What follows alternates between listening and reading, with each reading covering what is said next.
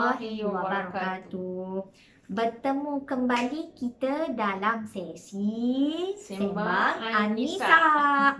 Okey, so minggu ini topik kita ialah berkenaan dengan persediaan sebelum untuk hamil. Persediaan untuk hamil mengandung semula. So sebenarnya bila waktu yang paling sesuai nak mengandung ni? Apa persediaan yang perlu dibuat? Okay, kita nak tahu sebenarnya bila kita kahwin tu, kita dah ada, semua orang bila berkahwin tu memang akan ada intention nak mengandung. Sebelum mengandung tu, betul. Takkan lari punya Apa sebenarnya persediaan yang perlu kita buat? Bagi saya paling penting sekali bila kita merancang untuk mengandung, kita kena ada sumber pendapatan yang tetap.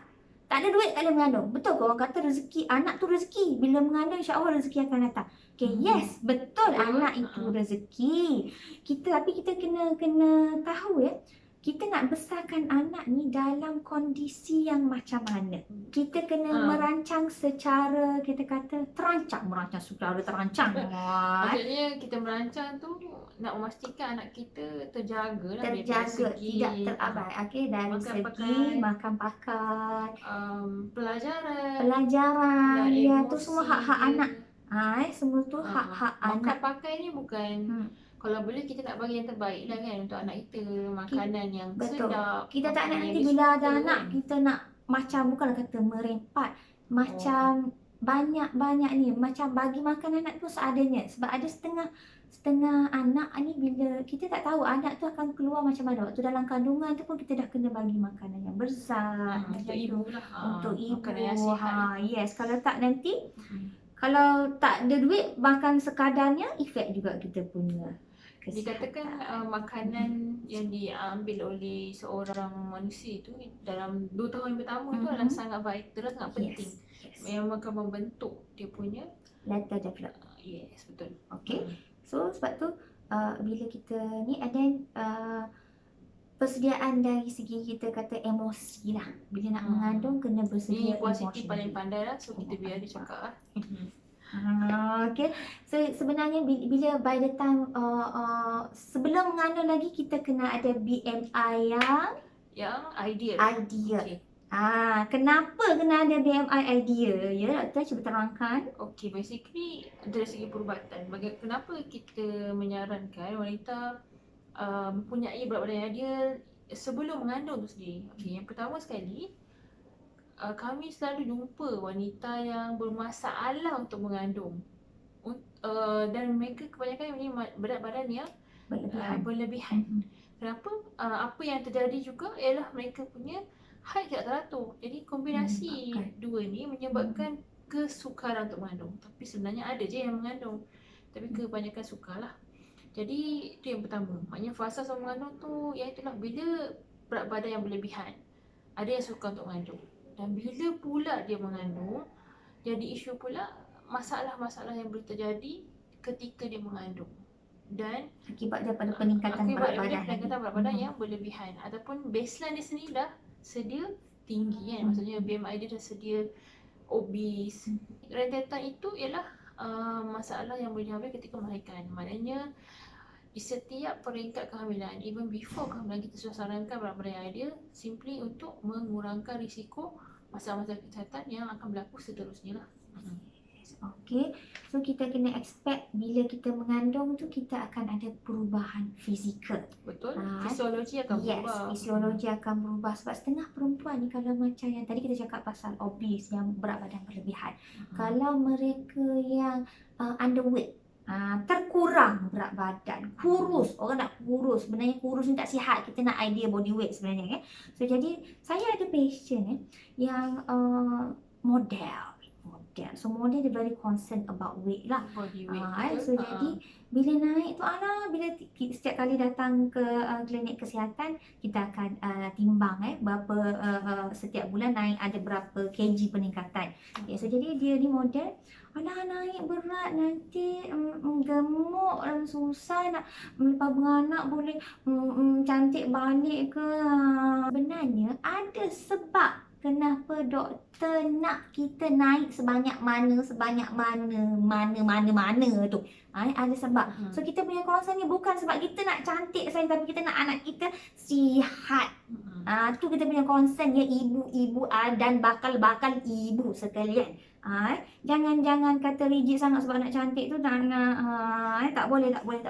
Okay? So lepas tu kita kena expect juga seiring dengan pertambahan usia kandungan tu, kita akan ada perubahan dari segi fisiologi is one thing, and then lepas tu kita akan mengalami masalah sukar tidur.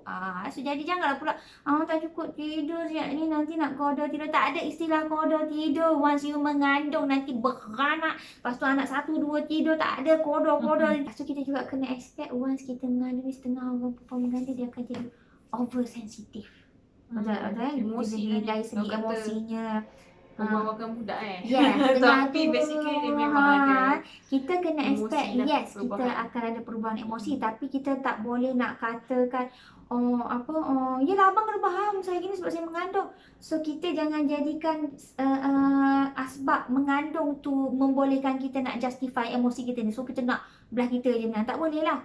So kita kena aku ni macam ni rasa sedih tiba-tiba ni kenapa. Okay? So kita kena ingat ibu-ibu sekalian, anak yang kita kandungkan itu nanti personality dia ialah siapa anda ketika mengandung. Kalau suka merajuk dengan suami ataupun buat merajuk dengan suami ketika mengandung, anak yang dalam perut tu bila keluar memang suka merajuk. Tapi kalau senyum panjang, tengok orang tu senyum, lepas tu pemurah, rajin buat tu, rajin ni semua, anak keluar nanti ya Allah ya Tuhan, manis, senyum sentiasa, rajin semua, insya-Allah dia akan ada kesan kepada personality anak. Saya tak kata direct way, dia indirect way. Kesan sedikit sebanyak. Yes.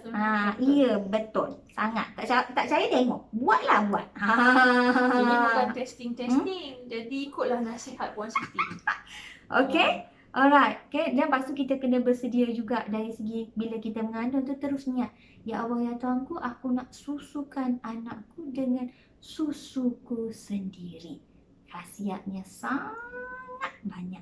Yang tu topik kita akan ulas di kemudian lah. Kita ada pakar yang nak cerita pasal tu. Tentang breastfeeding lah dan kebaikan dia bagi ibu dan bayi. Okay. Saya rasa saya dah sentuh sedikit pasal emosi tu. Tapi part perempuan. Part perempuan untuk ibu-ibu saja. Ada orang lain ke kalau mengandung ada part orang lain belakang? Yelah, nak mengandung tu kena ada bapaknya. Kan tak ada bapak, tak adalah anak. So jadi apa peranan bapaknya pula? So sama juga kena ada pendapatan yang tetap. Bapak nak ada anak sebelum ni kena well established. Kita bukan nak yang kaya raya, tak, tapi cukup allocation untuk anak tu nanti. Sebab kita nak besarkan anak ni dalam keadaan yang sesempurna yang boleh. Lepas tu kalau yang merokok lah, cuba kurangkan merokok. Kalau boleh berhenti terus, alhamdulillah. Sebab kesan dia banyak kan, banyak. Doktor Aini nak cerita nanti kesan smoking kepada anak dalam kandungan dan anak yang dah lahir nanti kau tak berhenti juga kan. Kesan dia banyak, which is akan affect later development.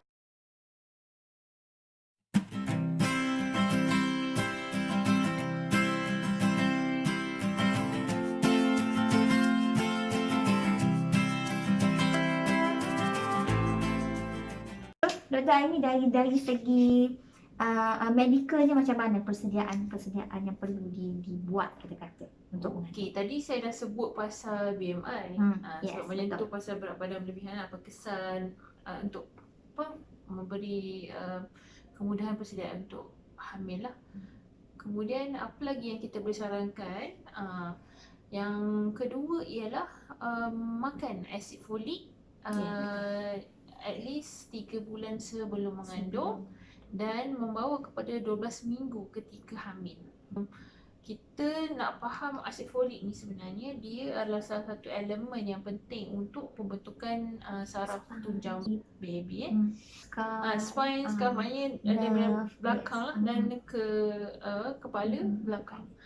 Saya ada tulis satu cerita baru-baru ni lah mengenai scan yang dibuat ibu bapa yang fokus pada 4D di mana dia akan melihat muka bayi kan. Tapi dia scan yang sebegitu boleh miss spinal bifida ataupun anencephaly, iaitu tiada Tempurung kepala. untuk baby.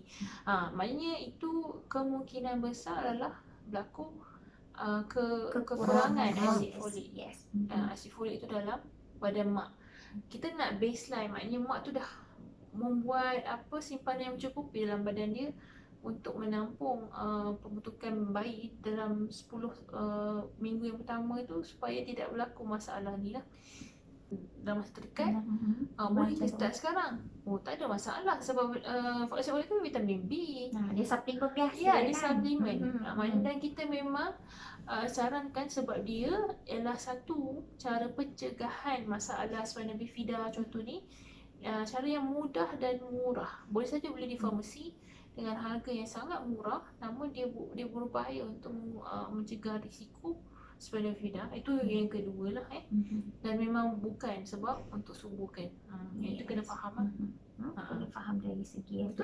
Lagi Apa perkara-perkara lain yang perkara lain ialah apa yang kita tahu, kebanyakan rakyat Malaysia ni dia takkan tahu dia ada penyakit dan sebagainya kalau tak pergi klinik. Tapi wanita sebenarnya sangat bertuah sebab bagi wanita yang mengandung dia macam dia boleh ada saringan kesihatan dia ketika dia pergi check up kan. Tapi untuk wanita yang terbaik sebenarnya ialah mereka mulakan dengan ada preconception clinic sebenarnya. Especially kepada wanita yang sedia ada mempunyai masalah kesihatan, contoh kencing manis, darah tinggi kan. Dan kalau yang terkawal bagus. Kalau yang tak terkawal, contohnya dia nak mengandung tapi gula dalam darah dia sangat tinggi lah, lebih daripada 10. Kita nak pastikan kawalan terhadap masalah kesihatan ni pada optimum. Jadi membolehkan dia mengandung dalam keadaan dia mengawal kesihatan yang terbaik lah. Kalau tidak akan affect baby. Betul, dia akan affect baby, dia akan affect pregnancy tu. Maknanya dalam keadaan dia sendiri sudah berisiko tinggi dan dia masa tu alhamdulillah dia pregnant. Dan pregnancy itulah pregnancy berisiko tinggi. Kita tak nak nanti bukan setakat kita ni boleh mengandung, tapi kita nak lahirkan anak yang sihat. Betul. Ingat sebabnya kalau kita lahirkan anak yang ada masalah sedikit ataupun masalah banyak, dia akan affect kita ni secara emosi ni sepanjang hayat. Apalagi yang kita boleh elak maksudnya kesihatan tu kita boleh, contoh yang dah ada tu kita kawal, atau yang tak ada tu kita elak. Maknanya benda tu somehow still kita boleh usaha. Betul. Usaha. Dia macam ni, sebab tu kalau dekat klinik kesihatan nurse, doktor dia sangat rigid lah nak kena buat test ni. Mungkin kita rasa macam agak terbeban, kalau Allah datang asyik kena datang setiap bulan, nanti bila dah tertransfer setiap 2 minggu, leceh lah rasanya, penat lah nak pergi kerja lagi semua. Tapi semuanya bersebab, betul? Semua bersebab. Tak apalah kita penat sekejap sepanjang 9 bulan mengandung ni, asalkan hasilnya bila keluar lahir baby nanti, ya Allah tengok muka baby comel, sihat. Yang tu kita nak, sebab ibu ni sebenarnya ibu ni bila kita bergelar ibu kan, sebenarnya kita tahan semua ujian, percaya insya-Allah. Tapi kita tak nak, kita akan tergugah hati ni bila diuji melalui kesihatan anak kita. Betul tak? Kita demam tak ada rasa apa, anak demam, ya Allah ya Tuhan. Betul tak? So that's why penting untuk jaga kehamilan tu.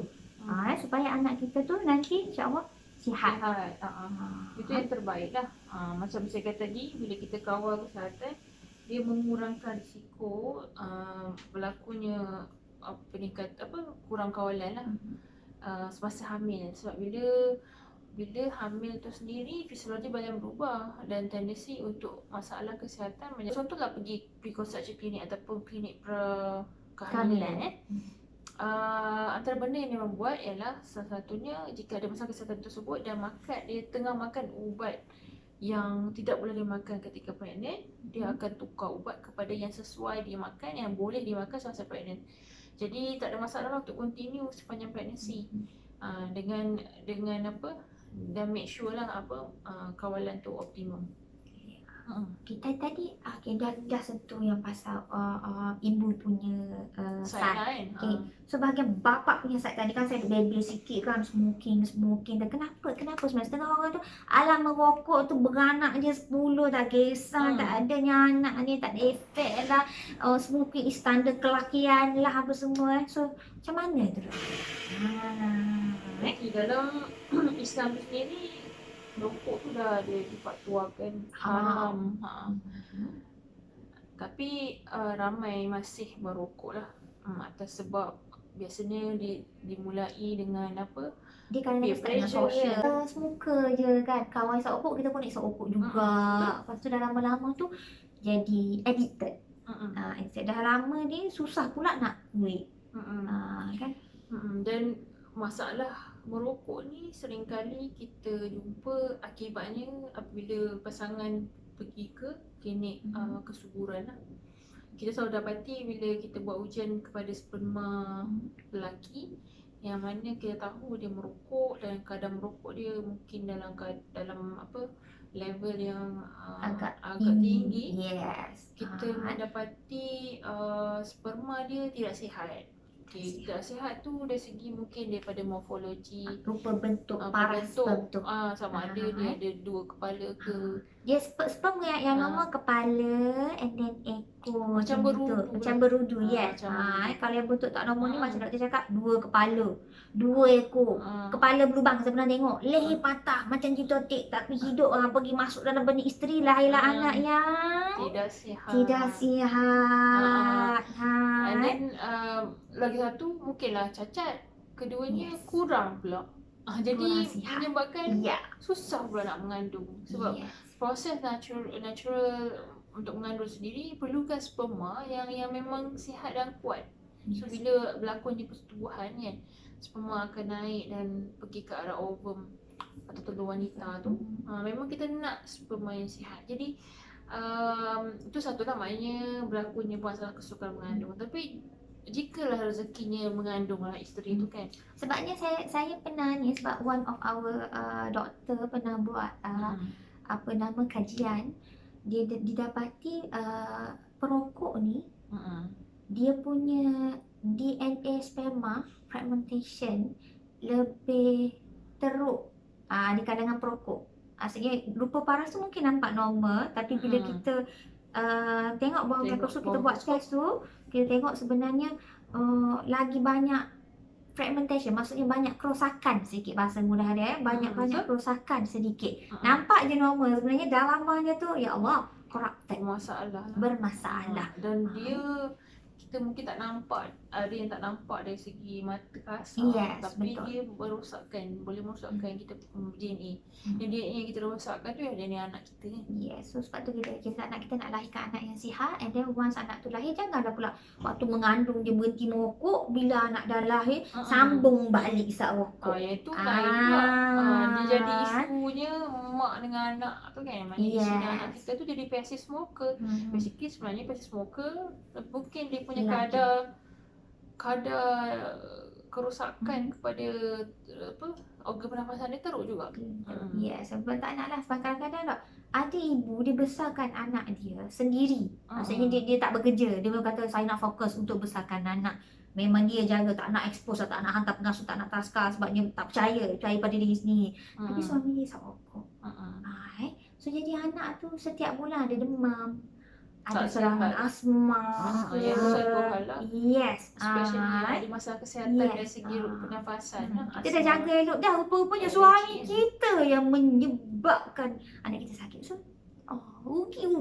Sebabnya nanti sakit sikit ni kita ingatkan sekali dua ni, dia efek tumbesaran anak 2 tahun yang pertama sangat penting.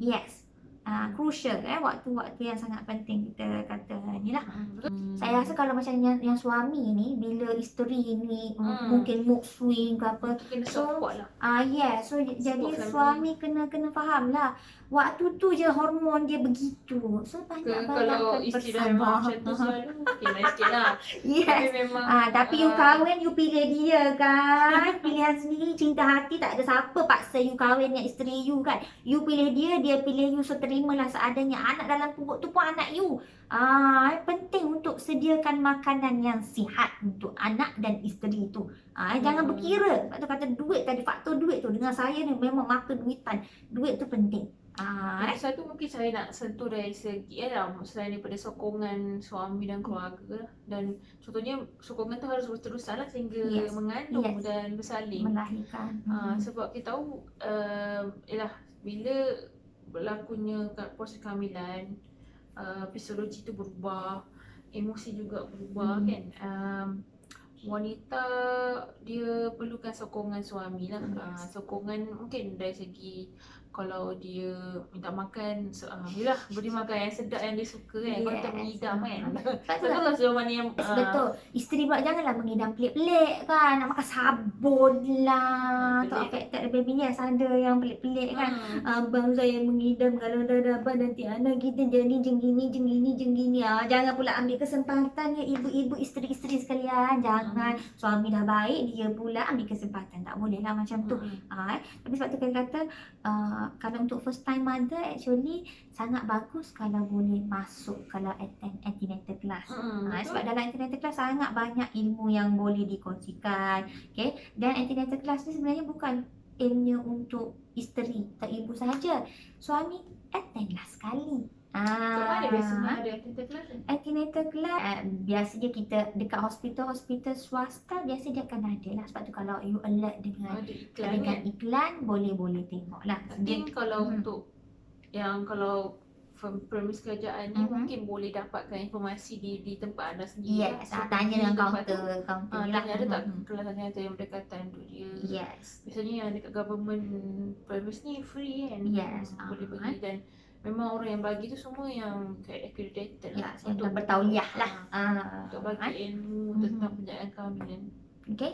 Alright, jangan pula nanti you rasa staff kesihatan ni terlalu rigid ke ni, tak suka, and then you seek for pergi cari khidmat dolar ialah peneman kelahiran. Yes, bagus kan, tapi yang tidak menasihatkan you untuk go against doktor. Betul kan? Sebab I think kalau dari segi penjagaan kehamilan boleh dapatkan lah perkhidmatan atau nasihat tu daripada mereka yang telah diiktiraf lah dari segi perkhidmatan dan lesen perkhidmatan tu sendiri lah, seperti bidan, doktor, jururawat di klinik kesihatan, di hospital yang ada lah di sekeliling anda. Patutnya macam tu lah. Okay. Apa-apa lagi doktor? Rasanya dah panjang kita bebel tu kan.